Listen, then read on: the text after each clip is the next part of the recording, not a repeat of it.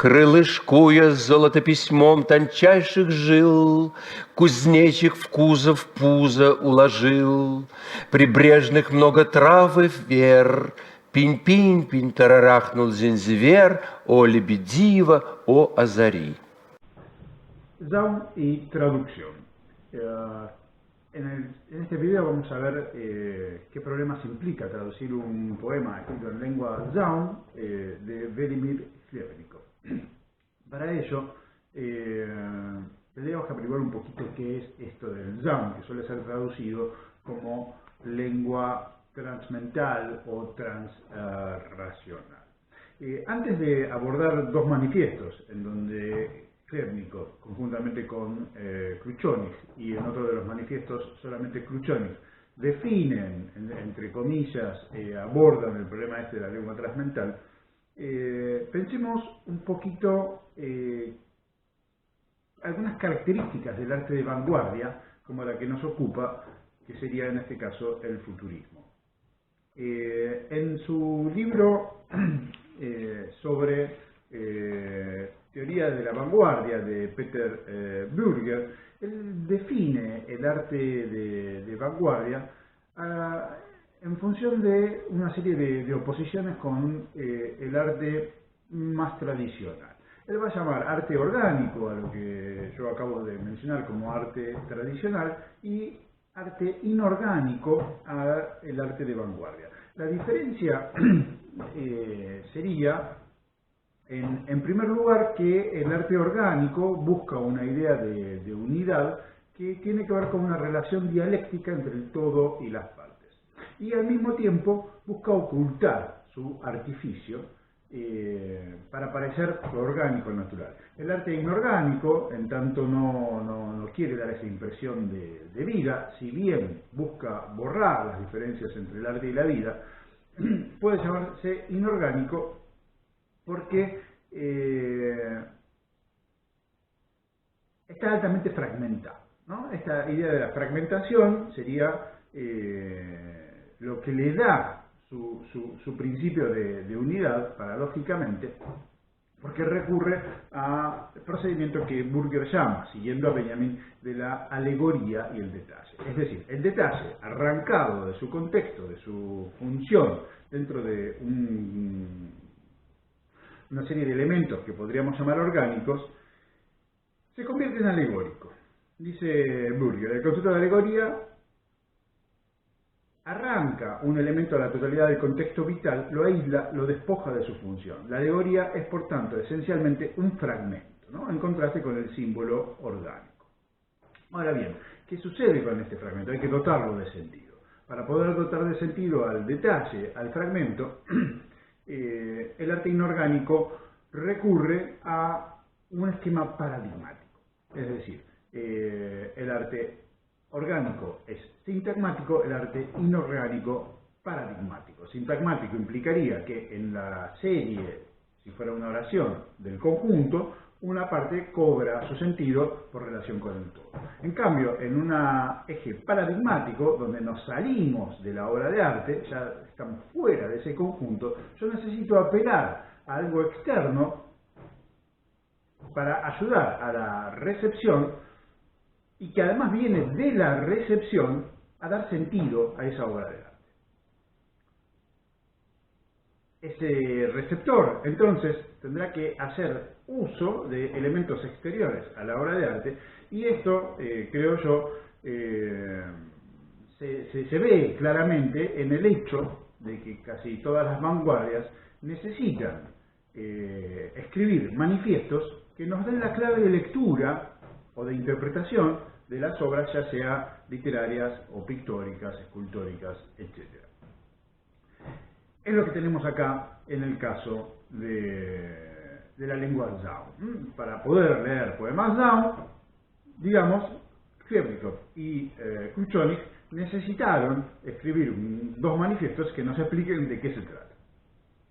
Ahora, pasemos a la explicación. En el primer manifiesto, Declaración de la Palabra como Tal, firmado solamente por Kruchonik en el año 1913, dice que Zaun no tiene un significado definido, no al menos rígidamente. Lo opone a la lengua común, dice la lengua común ata, mientras que la lengua libre permite expresarse plenamente. Y da un ejemplo, go osnek kait, que no lo traducimos porque no tiene una atadura entre significante y significado. Ese significado que tendría que venir normalmente, ya convencionalmente atado a una palabra, está ausente acá y debemos ponerlo por la evocación que nos den los sonidos y los morfemas en la manera en que están dispuestos desde la recepción. Dice Kruchonig, las palabras mueren, el mundo es eternamente joven. El lirio es hermoso, pero la palabra lirio es fea, demasiado usada y manoseada. Fíjense, en 1913 ya está aquí toda la teoría formalista que va a sistematizar Shklovsky sobre la ostranienie, sobre el extrañamiento, sobre el hábito y la automatización que matan la percepción y que llevan a que el arte deba renovarla, ¿no? Por lo tanto, ahí residiría la función artística en la renovación de la percepción para que podamos acceder a las cosas no como reconocimiento, sino como visión. Bien. Dice, y vamos a volver sobre esto, por otro lado, que hay una relación tan estrecha entre los patrones vocales y consonantes que no se pueden traducir de una lengua a otra. Es más, dice, pensamos el ruso es una lengua que se escribe en cirílico, tal vez una traducción buena de un poema en letras latinas sería escribirlo en letras latinas y traducirlo palabra por palabra. Otro elemento importante para tener en cuenta de qué se trata el Sahún y qué es lo que deberíamos hacer en la traducción es que una nueva forma verbal crea un nuevo contenido, dicen, y no a la inversa. Ahora bien, en el segundo manifiesto, firmado conjuntamente entre Kruchonig y Sklievnikov, en el mismo año, aparecen dos principios sobre las obras artísticas que parecen contradictorios en un primer momento. Dice, uno, para que se escriba y vea en un abrir y cerrar de ojos. Canto, chapoteo, baile, dispersión de las construcciones torpes, olvido, desaprendizaje. Y dos, para que se escriba arduamente y se lea arduamente, tuga es la palabra en ruso, con menos comodidad que botas engrasadas a un camión en la sala. Es decir, en un abrir y cerrar de ojos, pero arduamente, sin comodidad, lentamente podríamos decir, dificultosamente, ¿no? Esto es lo que está en esta palabra tuga. Es una dialéctica, uno vería ahí, en el primer punto, el abrir y cerrar de ojos, una cuestión de efecto, ¿no? El texto puede producir un efecto que es instantáneo. Al mismo tiempo, la escritura de ese texto y muchas veces la lectura es algo. Nos lleva a lidiar con una opacidad que en algún momento se abrirá y iluminará como un rayo, digamos, los sentidos. Se oponen, como en el otro manifiesto, a la lírica tradicional, a favor de nuevos sentidos. Y acá es donde él, bueno, vuelve a mencionar su poema famoso, que voy a leer primero en ruso. Dir bu shil ubeshur skum vi so bu es. Y que se podría traducir dir bul shil ubeshur skum vi so bu es. Como se ve, casi toda la traducción es literal, es decir, son sonidos que nuevamente no tienen un correlato convencional previo al poema como sentido. Dice de este quinteto que en él hay más nacionalidad rusa que en toda la poesía de Pushkin, frase que ha molestado a ciertos críticos, pero recordemos que es un movimiento de vanguardia que busca renovar totalmente la literatura y tirar por la borda de ese barco de la tradición a escritores como Pushkin, Tolstói, Gogol, Turgenev. Dicen no al caramelo blando, lánguido, afónico, cremoso de la poesía, un solitario, una jalea, sino el terrible poetos. Vaya, es la palabra que utiliza Khrushchev, una palabra inventada por él, con reminiscencias de ruso antiguo, de leyendas, etcétera, para referirse a los poetas, los poetos. Y da un ejemplo de una poesía que dice, en mi traducción, esto lo acabo de traducir, no lo encontré traducido al español: cada muchacho, en la panza un hambre guach, vengan entonces conmigo a mi dorsal espino. Lanzo un orgulloso grito, es un fósforo cortito.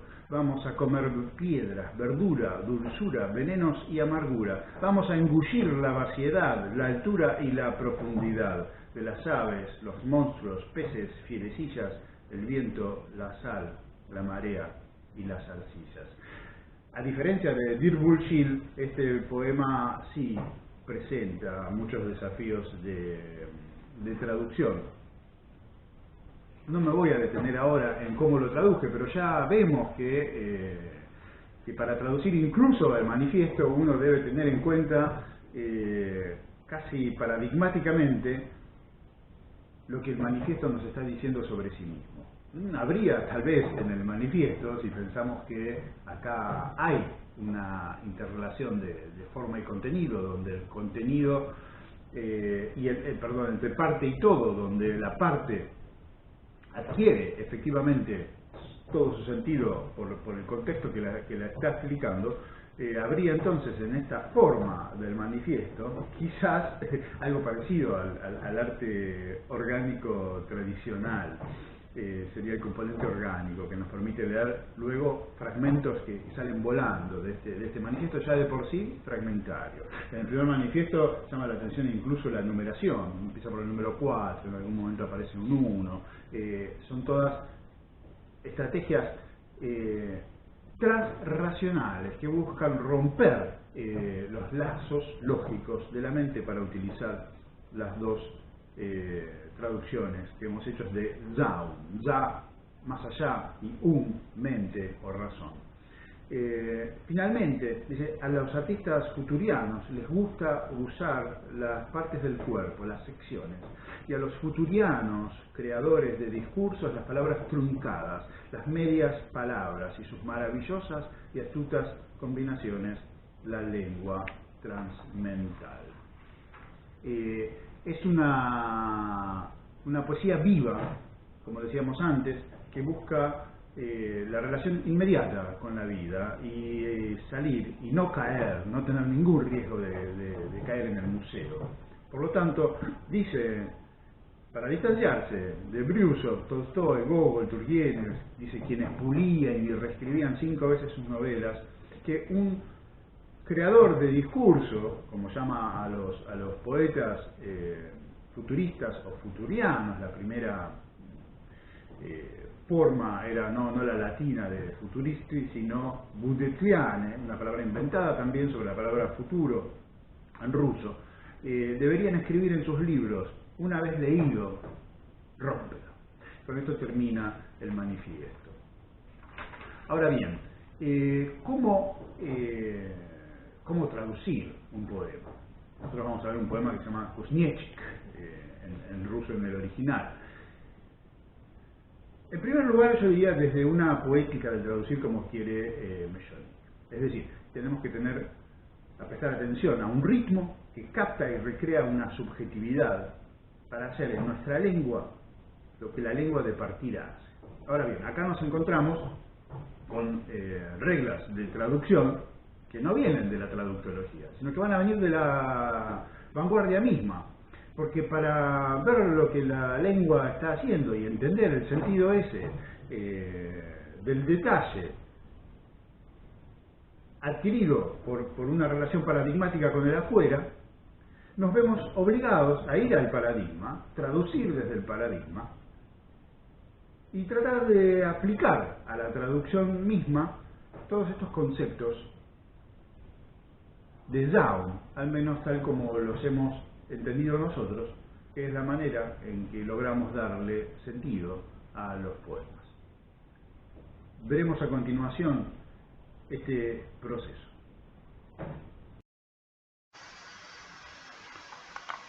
Traduzcamos ahora Kuzniechik de Velimir Hlebnikov, uno de sus poemas más famosos, breve por suerte para nosotros y para esta clase, en lengua Zaun. Tenemos en la columna izquierda el poema en cirílico, en la columna derecha transliterado, con los acentos en las sílabas en que corresponden. Lo leemos primero para apreciar el sonido del poema, las aliteraciones y el ritmo en ruso. Kuzniechik. Крылишкуя золото письмом, тончайших жил, Кузнечик в кузов пузо уложил. Прибрежных много трав и вер. Пин-пин-пин, тарарахнул зинзивер, о лебедива, о зари. El título refiere a este animalito, este insecto que nosotros llamamos en Argentina langosta.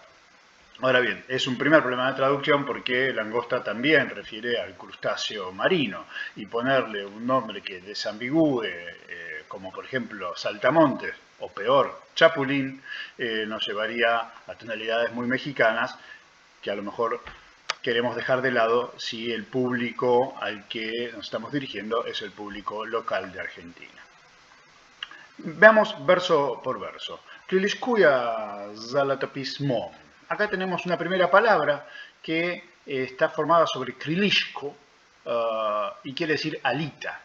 Pero la terminación uya es una especie de gerundio de presente, como por ejemplo en verbos kuya, kavat, que quiere decir forjar, o chuya, que sería como sentir, oler.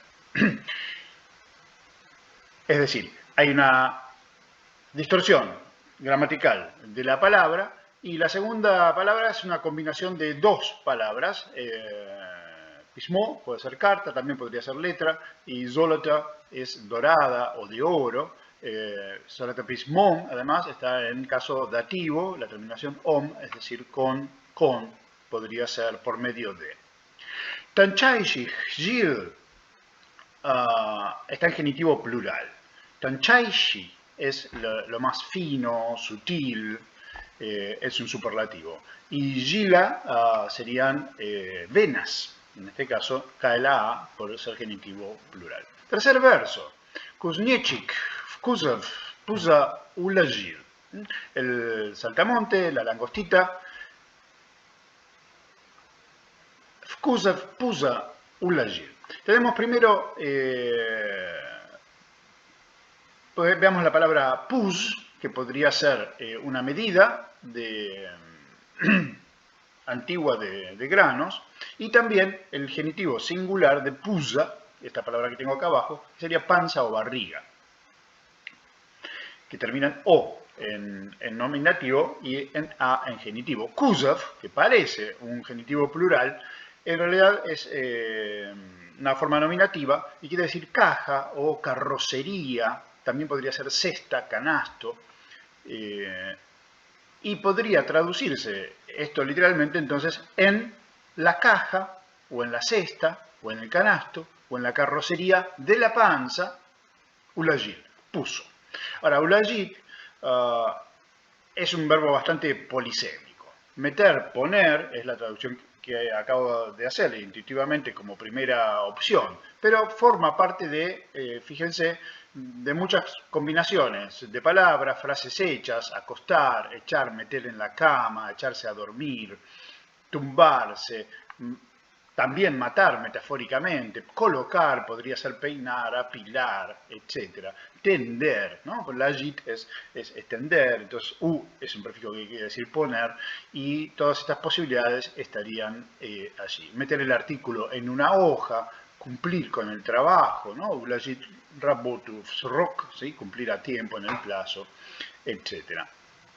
Ulagit grob, ¿no? Poner, llevar a la tumba. Veremos después con cuál nos quedamos. En principio hay que decir que bueno, cualquier traducción con respecto a la lengua de origen tiene que elegir con uno de los sentidos con los que viene esa palabra. Como decía Tiniano, la palabra es un camaleón y además no sale del diccionario, sale del habla y viene con todos sus sentidos y que están dinamizados y pueden funcionar en poesía. En una traducción, obviamente, no todos estos sentidos se pueden trasladar, porque los campos semánticos son parciales. El verbo poner, por ejemplo, no transmite todas estas, tal vez, asociaciones, igual que en ruso. De todas maneras, cualquier verbo que elijamos va a introducir en la traducción, en tanto poema nuevo, una serie de sentidos que no estaban en el original, ¿no? Hay que tener cuidado, tratar de ser lo más consciente posible de cuáles son esos sentidos para pensar el nuevo sentido del poema en su conjunto gracias a esta nueva dinamización. Es decir, traducir un poema, primera conclusión, es crear otro poema que nunca va a ser el original y que va a ser una traducción en tanto respete ciertas reglas del juego, se atenga a ciertas características mínimas que el original nos da para guiar esa creación secundaria, pero que no deja de serlo. Verso cuarto.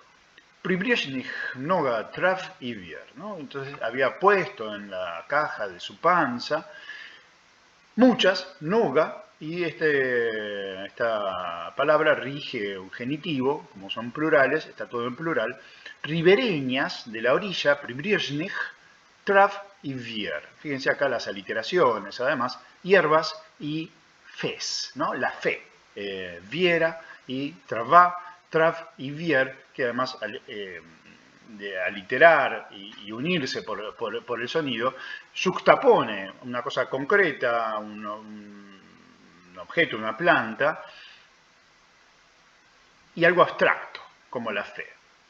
Verso 5, pin, pin, pin, tararachnul, zinzivier, nos da primero un sonido onomatopéyico que podría ser el canto de un pájaro. No sabemos si las langostas son mudas, capaz que hacen ese sonidito, pin, pin, pin.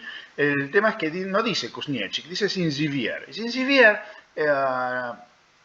tararachnul, es como tarará, ¿no? Es una palabra también creada con un final de verbo, knud, usual, y una especie de onomatopeya para un tarareo. Entonces, Zinzivier. Zinzivier es uno de los nombres del carbonero común, fíjense. Entonces, hasta acá parece que estamos acompañando a la langosta. Este pajarito le está cantando pin, pin, pin, mientras el otro come en la orillita. Se llama Balshaya Sinitsa, la gran Sinitsa, en ruso, carbonero común es el nombre español, pero también se llama en ruso Kuzniechik. Lo interesante acá es, por un lado, que el nombre más común es Balshaya Sinitsa, no Zinzivier. Ya es un nombre no frecuente dentro del ruso para este pajarito, y Kuzniechik tampoco lo es. Pero el hecho de que Zinzivier sea un Kuzniechik nos lleva a pensar, a llevarnos al insecto, como que el insecto también podría haber, por una especie de metonimia, podría producir un canto. Acá, bueno, introduzco una solución posible, obviamente no es la única. Esta coincidencia a mí me lleva a encontrar otro insecto, que es la mariquita, que también tiene su caja en la panza, podría estar en una orillita, es un animalito simpático, un insecto. Y la mariquita, o vaquita de San Antonio, como la conocemos nosotros, es decir, un nombre no usual para la vaquita de San Antonio, también se llama catita, ¿sí? Un pájaro. Es decir, vamos a ver esta resolución posible. En vez de nuestro poema ya no vamos a tener un saltamontes, vamos a tener una mariquita y aparecerá una catita. Verso 6, o lebedivo, está formado por dos palabras. Liebet es cisne y divo es como maravilloso. Y Ozari viene de esta palabra que es Zaria, que sería aurora, alborada, crepúsculo matutino, apunta el día, Zaria Zanimaetza, al amanecer, al alba, expresiones como estas utilizan esta palabra. Pero lo interesante es que también está deformada, porque nosotros tenemos Ozari. y la palabra nominativa es Zaria. Si nos fijamos en sus formas de declinación, vamos a encontrar que la única que termina como Ozari es Zari, digamos, esta forma que sería un genitivo singular, porque esto es Zori, esto es Zor, esto es Zaria, ya van cambiando mucho los sonidos. La única que termina ahí con una O adelante, que se funde con Ozari, es Zari. Además, hay que decir que al estar puesta así, parece tener una terminación también de imperativo. Por lo tanto, como si dijéramos aurorear, ¿no? Resplandece, reforzada por esta O que pareciera ser como una especie de prefijo para crear un nuevo verbo en base a la aurora, al resplandor matutino, en forma imperativa. Teniendo en cuenta todo esto, vamos a hacer una traducción posible, deformando las palabras que están deformadas, tratando de tener un ritmo, reproduciendo un par de rimas. Hay 2 rimas en el poema que por lo demás vemos no tiene rimas regulares y tiene una estructura de verso libre, lo que nos facilita la tarea. La mariquita, aliteando en dorada carta de finérrimas venas, puso en la caja de la panza mariquita ribereña, muchas hierbas y fez. ¡Pim, pim, pim! Taraclamaba la catita. ¡Ah, cisnerigio! ¡Ah, resplandares! Más allá de que la traducción guste o no guste, sea mejor o peor, probablemente ningún traductor pueda traducir este poema de la misma manera que otro, es decir, es un poema polisémico. Vemos que hemos necesitado de saber qué es el Zaum, hemos necesitado recurrir a ese paradigma para crear palabras que sugieran, que funcionen como una flecha, que funcionen como una sierra y que creen conceptos a partir de sus distorsiones, de sus cortes, de sus justaposiciones, que, como quería Chlebnikov y Kručoník, nos llevan a tratar de que se traduzca arduamente y paradójicamente en un abrir y cerrar de ojos. Resplandares, por ejemplo, no será la mejor opción, pero es la que a mí mejor me cerró el poema, me distorsionó una palabra, me dio luminosidad y me permitió terminar arduamente en un abrir de ojos, y podemos terminar como querían Kručoník, poniendo esta leyenda, una vez leído, bórralo.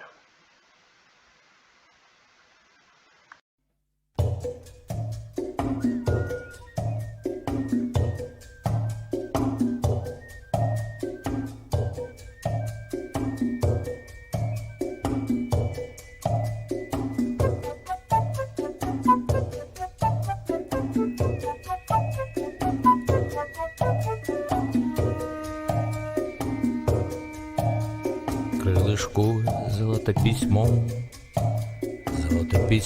тончайших жил.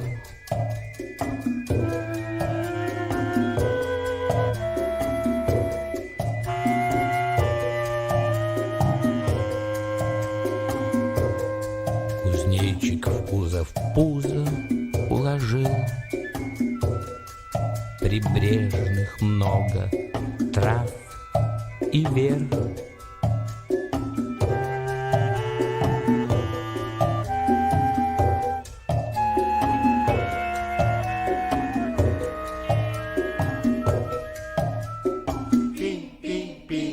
Тарарахнул Занзивер.